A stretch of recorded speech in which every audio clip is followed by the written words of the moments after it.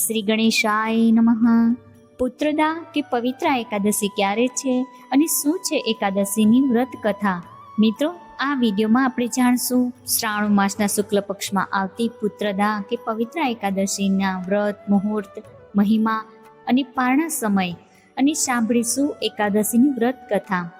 શ્રાવણ માસના શુક્લ પક્ષની એકાદશીને પુત્રદા કે પવિત્ર એકાદશી કહેવામાં આવે છે, જેનું વ્રત સંતાન પ્રાપ્તિ, સંતાનના દીર્ઘાયુષ્ય માટે અને પરિવારમાં સુખ શાંતિ માટે કરવામાં આવે છે. એકાદશીનું વ્રત ભગવાન શ્રી હરિનારાયણને સમર્પિત છે. પરંતુ આ શ્રાવણ માસમાં ભગવાન શ્રી હરિ અને હરાની પૂજા અર્ચના કરવાનું વિશેષ યોગ બની જાય છે.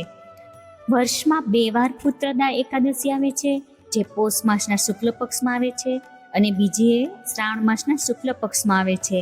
તો હવે આપણે જાણી લેશું કે શ્રાવણ માસના શુક્લ પક્ષની પુત્રદા કે પવિત્ર એકાદશીનો પ્રારંભ એ 23 ઓગસ્ટ રવિવારે વહેલી સવારે 2 વાગે થશે, જ્યારે તેની સમાપ્તિ 24 ઓગસ્ટ સોમવારે સવારે 4:18 થશે. પવિત્ર એકાદશીનું વ્રત 23 ઓગસ્ટ રખાશે, જેના પારણાનો સમય 24 ઓગસ્ટ બપોરે 1:41 થી લઈને 4:16 સુધીમાં કરી શકાશે. પુત્રદા એકાદશીને પવિત્ર એકાદશી પણ કહેવાય છે, જે પુષ્ટિ માર્ગમાં એક મોટો ઉત્સવ છે. કારણ કે ઠાકોરજીને આ દિવસે સૂતરના 360 દોરામાં 108 ગાંઠો વાળીને પવિત્ર ધરવામાં આવે છે અને ઠાકોરજીને વિશેષ પ્રિય એવા મિશ્રીના ભોગ ધરાય છે. અત્યારે શ્રાવણ માસમાં ઠાકોરજીના હિંડોળાનો ઉત્સવ ચાલી રહ્યો છે, ત્યારે ભક્તો પવિત્રના હિંડોળા સજાવી ઠાકોરજીની સેવા કરીને પોતે ધન્યતાનો અનુભવ કરે છે. આ એકાદશીનું વ્રત કરવાથી વ્રત કરનારના અજાણતા થયેલા દોષો અને પાપોનો ક્ષય થાય છે અને વ્રત કરનારને વાજપેયી યજ્ઞનું ફળ પ્રાપ્ત થાય છે. મનાય છે કે એકાદશીનું વ્રત કરવાથી જન્મો જન્મના પાપોથી મુક્ત થઈ અંતે મોક્ષની પ્રાપ્તિ થાય છે. પુત્રદા કે પવિત્ર એકાદશીના દિવસે વ્રત કરનારે સવારે વહેલા ઉઠી ઘરમાં, મંદિરમાં ઠાકોરજી કે ભગવાન શ્રી વિષ્ણુના કોઈ પણ સ્વરૂપ સમક્ષ એકાદશી વ્રત કરવાનો શુભ સંકલ્પ કરવો અને ત્યારબાદ ભગવાન શ્રી વિષ્ણુ કે તેના કોઈ પણ સ્વરૂપની પૂજા કરવી, ધૂપ દીપ પ્રગટાવવા, પીળા પુષ્પો, તુલસી પત્ર અને નૈવેદ્ય અર્પણ કરવું અને ત્યારબાદ આરતી કરવી અને દિવસ દરમિયાન શ્રી વિષ્ણુ સહસ્ત્રનામ, નારાયણ કવચ કે ભગવાન શ્રી વિષ્ણુના મંત્રોના જાપ કરવા. પુત્રદા કે પવિત્ર એકાદશીના વ્રતની કથા જરૂર સાંભળવી. રાત્રે 12 વાગ્યા સુધી જાગરણ કરવું.